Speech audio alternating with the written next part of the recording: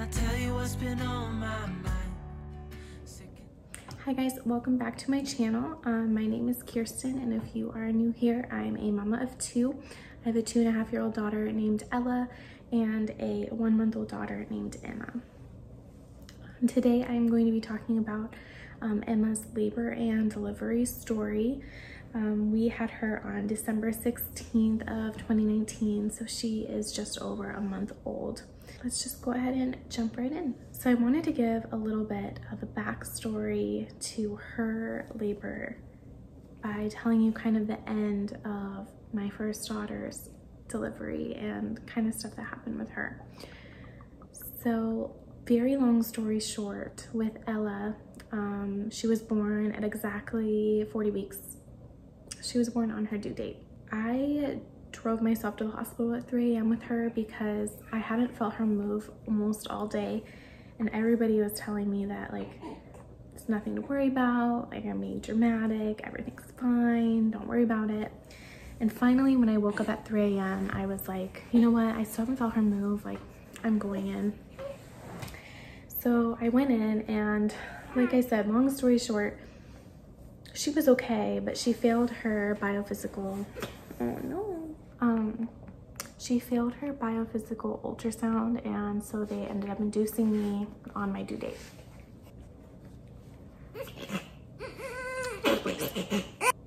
Okay, so anyway, she failed her biophysical exam and or ultrasound, so they ended up keeping me. And when I got her placenta back, it had completely calcified. So fast forward 2.5 years later, I wanted to go ahead and have Emma at 39 weeks because I was just nervous of that happening again. And my doctor assured me that every pregnancy is different and it's nothing to worry about. And the only way I was going to be allowed to be induced at 39 weeks was if my cervix was favorable. Can I just say it's really weird talking about your cervix on YouTube? It was not favorable at all. I was only 1 centimeter dilated at my 39-week appointment, and so they had me scheduled for induction on December 14th, which was a Saturday. When I went into my appointment on Friday, I was still only 1 centimeter dilated, and they had told me that my induction was actually going to be moved to the next day, so Sunday, because they didn't have enough beds for me to be induced on Saturday. They told me to be at the hospital at 5 p.m. on Sunday, and so we kind of got everything situated. We got another full day with Ella being her, you know, like the only child. And then we went to the hospital at 5 p.m. on Sunday. At 6:30 is when we kind of got everything ready. You know, I told them about my birth plan. Yes, I did have a birth plan. I know everybody's like, my birth plan is get the baby out. Like, I get that. I did have a birth plan though, which included what I wanted during and after delivery, mostly after. But some of my birth plan, like things on my list, I wanted to wear my own clothes, and they were totally accommodating. Guys, this hospital, if you live within an hour or an hour and a half of Winnie Palmer in Orlando, you've got to have your babies there. Like, this hospital was amazing. The nurses were amazing. Everything about it was amazing. 6:30 is when, you know, everything kind of, the ball started rolling. So the way they were going to induce me is with a medication called Cervidil, and basically Cervidil is like a little piece of tape on what looks like a tampon string. The Cervidil is just a little tiny piece of tape like that, and they put it up behind your cervix, and it's supposed to stay in for 12 hours, and then they come in and check you, and you're supposed to have it again for another 12 hours before they start Pitocin, and then you go into Pitocin. The Cervidil is not supposed to dilate you, it's just supposed to get your cervix soft and more favorable, so that way the Pitocin can dilate you. So at 6:30, they went ahead and put the Cervidil in, and by the time she had left the room from putting the Cervidil in, I was having contractions. That's not typical. When I ended up speaking to my night nurse later, she basically said that's not common at all. But anyway, I was having very intense contractions until 10:30. So during those 4 hours, my night nurse in the antepartum wing, I was in antepartum. Antepartum wing is supposed to, that's the wing that you go in if you're trying to keep the baby in or if you are being induced. So I was in the antepartum wing, and my night nurse was kind of in and out, and I was telling her, like, these are real contractions, and she's like, yeah, like maybe, but probably not, because, you know, we just got you started on this. And I'm like, no, these are real. I mean, I was having them like every couple of minutes, and they were feisty. They were very, very strong, very painful. And by 10:30, it was animalistic. Like, I was yelling and screaming. I was in excruciating pain. I really couldn't handle it at all. It was really intense. And at 10:30, she checked me. I'm looking down at my notes. That's what I have down here. And I was 4 centimeters. So when I had gotten checked in, I was 1 centimeter. So in 4 hours, I had gone 3 centimeters, and she ended up suggesting that I take a dose of fentanyl, or fentanyl. I don't know how you say it, but she wanted me to take that, and she told me, you know, what could happen, and like that it's not really that harmful to the baby and stuff. But something just told me that was like not a good idea. Like, I really couldn't justify giving that medication to my baby, even though I was in complete misery at that point. And my husband, he's a firefighter and paramedic, and even he was like, yeah, you should probably take that. Having 45 seconds of rest time in between each contraction at this point. And after 45 minutes, I decided to go ahead and take the fentanyl, because I really didn't think, like, I thought I was going to die. I didn't know that labor could ever be this painful, because in my first daughter, it wasn't anything like this, not this strong.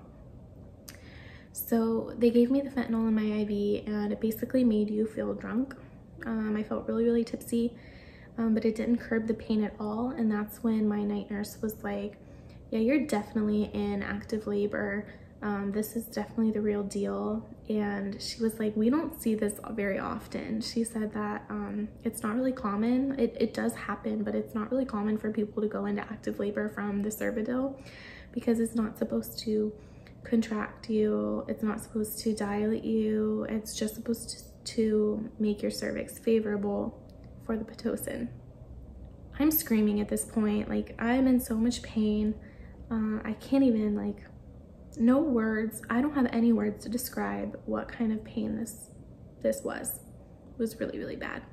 So within an hour, and the night nurse from labor and delivery comes down, and she's like, I'm gonna go ahead and check you, and if everything looks the way I want it to, then we'll go ahead and take you to labor and delivery. And I was like, great, let's go, like, check me immediately. Like, I need something, I need help. So she checked me, and I was a 5. So she said, yes, we're gonna go ahead and get you up to labor and delivery and get the ball rolling. So within 30 minutes or so, I was in labor and delivery. And let me just tell you, like, this trip to labor and delivery was no walk in the park.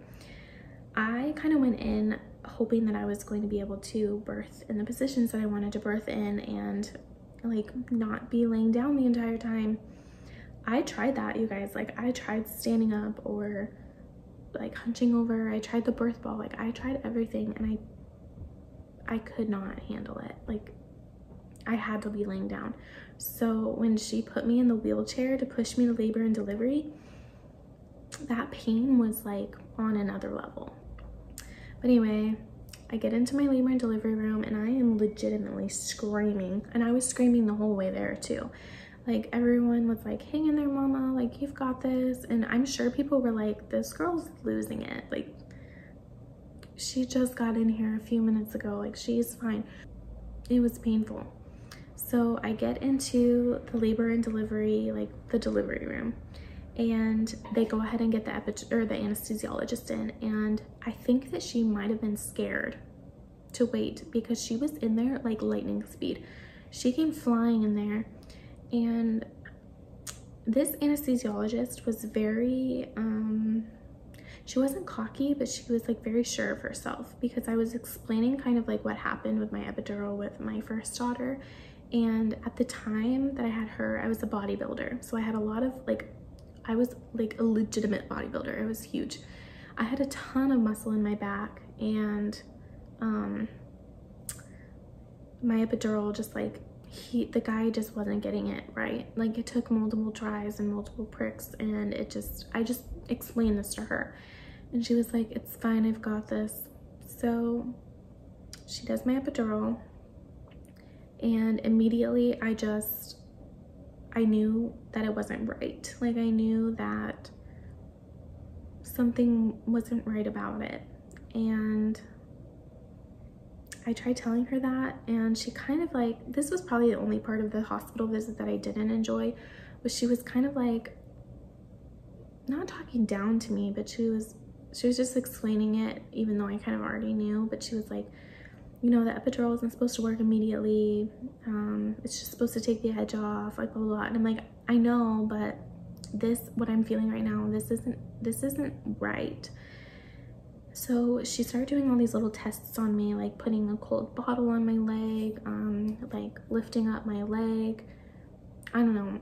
She did a bunch of things, and basically I failed everything that would indicate that the epidural was working the way it was supposed to. She leaves, and my main, like the nurse that basically handled most things that night, we'll just call her Nurse Kelly. So Nurse Kelly comes in, and she's like, okay, you've got your epidural. Well, she was there the whole time, but like she comes over to my bed, and she's like, okay, you've got your epidural, like it's time to get your catheter. And I'm like, no, you cannot put my catheter in. Like, I can feel things, like you can't.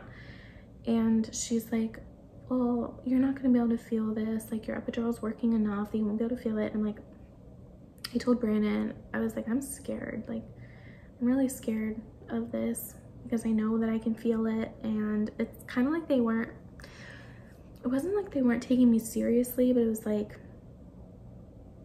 I feel like they thought that I thought that the epidural was like supposed to be like the end all be all, like it wasn't supposed to feel a dang thing type thing.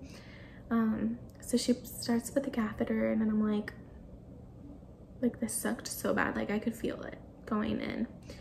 And she's like, no honey, like the tube is so big for like such a small little hole, like you don't feel this. I'm like, yeah I do. Like I definitely feel this. Yeah, that was really, really rough. Okay.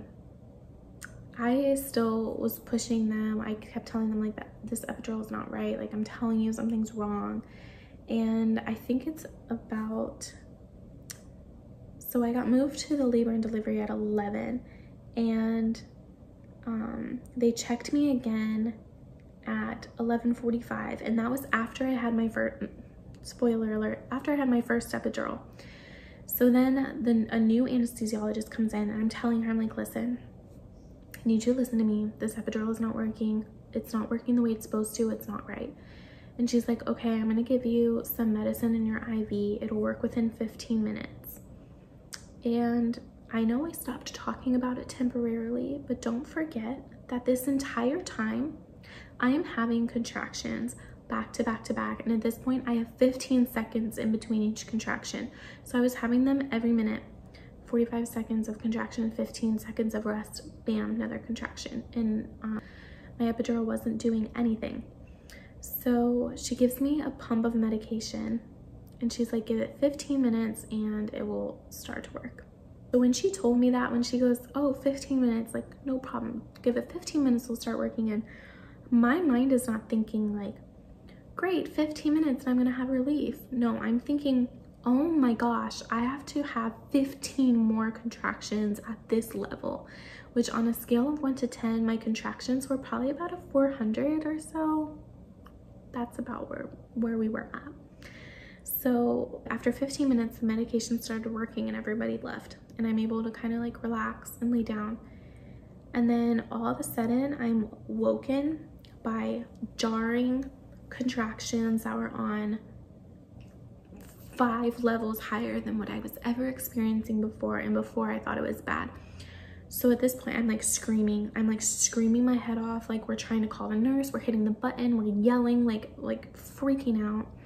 And the nurse comes in, and I'm like, get the anesthesiologist, like, this is not right. Like, I'm not supposed to be feeling like this amount of pain. The anesthesiologist comes in, and she tested me to see like what was going on, and she's like, you're not supposed to be really feeling this type of pain. And I failed all of those tests too. Like, they like checked me like different ways to see if I could feel things, and I failed everything. So she's like, okay, I'm gonna check your epidural. So she goes back there and she's like, your epidural is dislodged, like it's not even in your back. Great, awesome. So my epidural was never even in, and she comes back around to the table and she's like, listen to me. She was like, listen to me carefully. You're 7 centimeters. I got checked again. 7 centimeters. She goes, I can give you more medication in your IV that just takes the edge off, or I can give you another epidural. And I'm like, I feel like I paid my dues, okay? Like, I got the first epidural. I've been going through absolute agony since 6:30 when I, got this medication started. It's midnight at this point. I'm like, I don't know, I don't know what all I can do at this point. Like, I don't think I can handle this again. But Brandon was like, yeah, I think you should go ahead and get the epidural again. And I was like, okay. So we get prepped for an epidural again, which meant another round of me having to sit. Like, if you're a mom and you're watching this, you know you have to sit for an epidural. You're basically like putting all your pressure on your vagina. Like, that's basically what it is. You're putting all of your pressure there, and you're having contractions on top of that. It felt like somebody was reaching up my hoo-ha and like shredding me, like sitting on that table getting my epidural for the second time. It was on another level. It was just beyond bad. So luckily though, I only felt the numbing needle for my epidural. I didn't necessarily feel the actual epidural for the second time, beside like a little prick. Like, way worth it. I'm really glad in the end that I ended up getting a second epidural, because I could not have continued doing this. I get my second epidural, and finally I'm able to relax. And I was a 7 at that point. So around 1, so an hour later, around 1, Nurse Kelly comes in and she goes to check me, and she's like, you're a 10, you're ready. Like, you went from a 7 to a 10. And I'm like, I'm not ready, and I'm not a 10. And she's like, okay, like, I'll get this other nurse. Nurse number 2 comes in and she checks me, and she's like, no, yeah, you're a 10. And I'm like, you guys, I'm not a 10. I'm not a 10. And I think they thought I was like in denial, like, or like nervous or something, but no, I literally knew that I wasn't ready. And so they call the doctor, and the doctor comes in and puts on her like blue like scrubby things and gets the, the table all prepped and gets everything ready. And I tell her, I'm like, listen to me. I was like, listen to me. I'm not a 10. And she goes, well, these 2 nurses both said you're a 10. I'm like, I'm not a 10.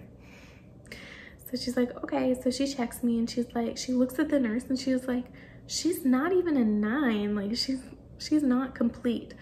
Whatever. So I ended up getting to rest, and my lovely husband, every 20 minutes, when the little green light clicked on my epidural to like allow me more medication, he pushed the button for me so that way I could sleep. I'm able to sleep for a little bit. Brandon's pushing the button for my epidural, and the nurse comes in again, and she's like, okay, you're definitely a 10 now. Are you ready? And I was like, no. It's like, honestly, I know that we could get the baby out within a couple minutes, but I just need to go to sleep. Like, I have to sleep. I have been in excruciating pain since 6:30. It's 1 a.m. now, or no, it's at this point, yeah, I think it's like 1:30 at this point, 1:30 in the morning. I'm like, I have to sleep a little bit. I just have to. And so she let me sleep, and she goes, when you get a really intense pressure call us and it'll be time. 4:15, 4:20 at this point, and I've been a 10 for a while now, and I start to feel the pressure that they were talking about. And so we called the nurse to come in, and she was like, okay, do you think you're ready? And I was like, yeah, I think I'm ready now. She's like, okay. So she calls in some of the nurses, and Brandon, at this point, he had run to the car really quick to grab her bag because I wanted the hat and the swaddle blankets that were in there.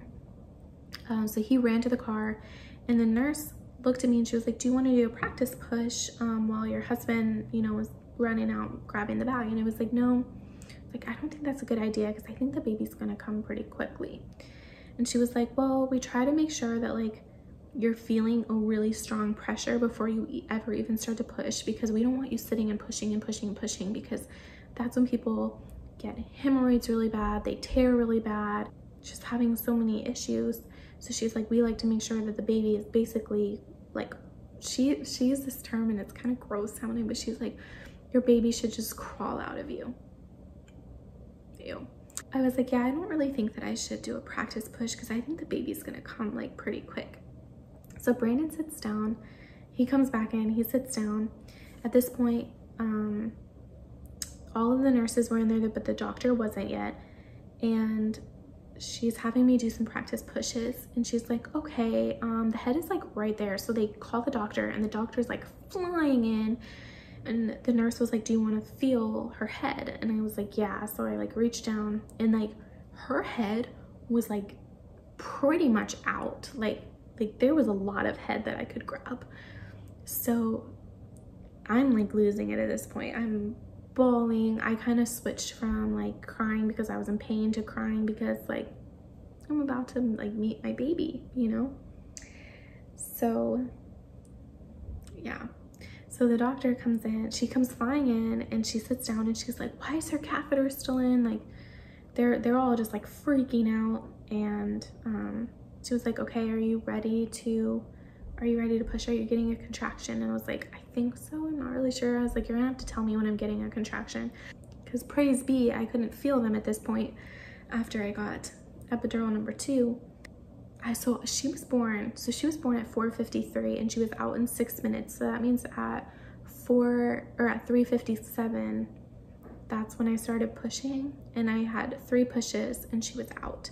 And my pushes were like, I was not giving my Girl Scout effort on them. Like I was barely pushing, I feel like. She really did just kind of like come out really slowly. I did tear, which wasn't bad at all. Like with Ella, her labor and delivery was smoother, like easier, but her recovery period was like not good. Emma's labor and delivery was like a freaking brutal nightmare, but my recovery for that has been pretty much a breeze. I was in some pain, but not I didn't have like any pain with my stitches. Like it didn't even hurt to pee or anything like that. Like it never burned or like anything like that. So yeah, I tore, I got stitches, I birthed the placenta, like, you know, all of the normal stuff. We delayed cord clamping, Brandon cut the cord, and then this part is so cool. This was probably my favorite part after she was born.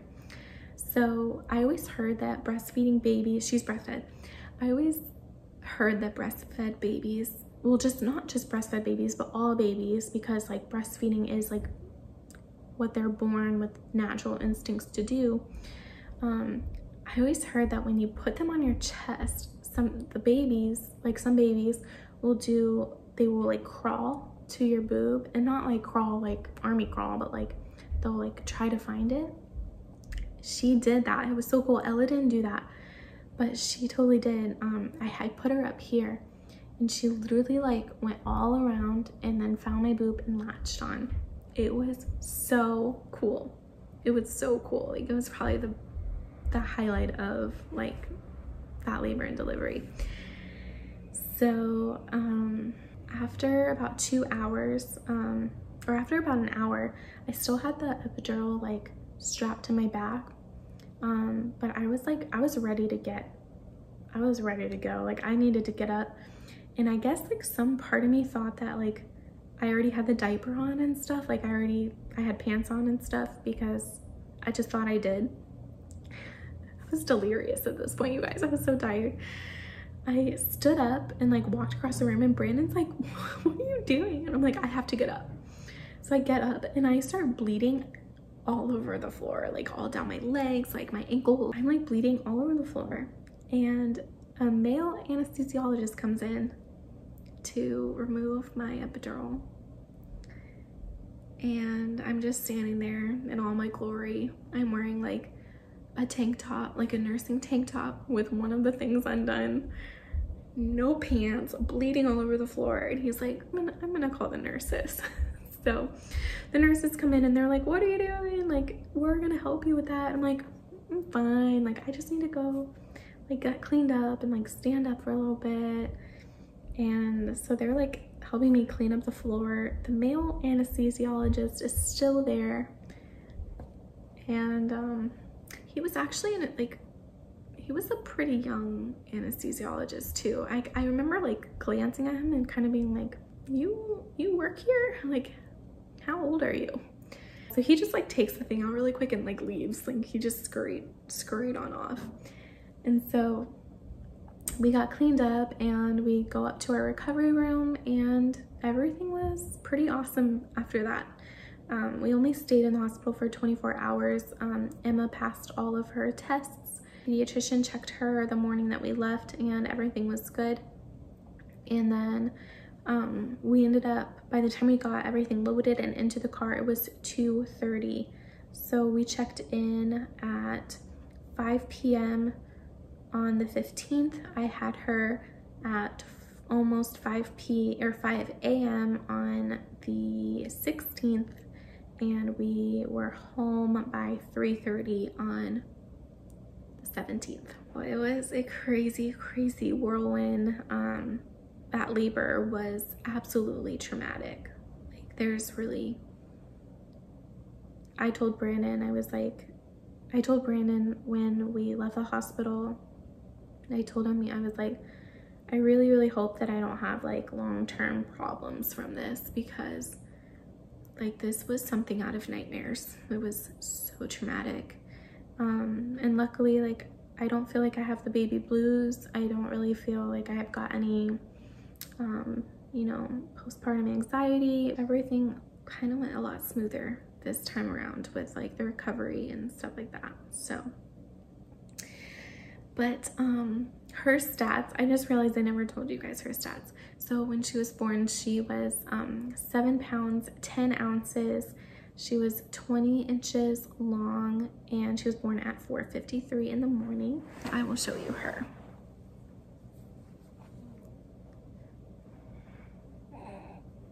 Oh my goodness, my little squishy. She's got a little fur by her eye and a little fur on her eyebrow.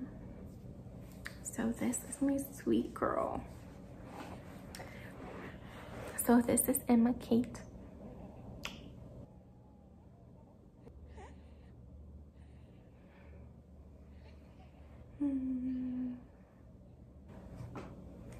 So if you made it to the end, I just want to say thank you so much for watching. Please subscribe to my channel. It would mean the world to me as I'm growing my channel. And also please like this video if you liked this video. I took kind of a little break from vlogging, which is actually kind of hilarious to say, considering I only vlogged for 2 months before I took a break. But we were kind of in the middle of a big move and getting things prepared for her to come. So I am going to get back on a regular posting schedule, so hopefully you'll stick around. So I will see you in my next one. Bye. Hey, darling, we could get out of town, see the beautiful world.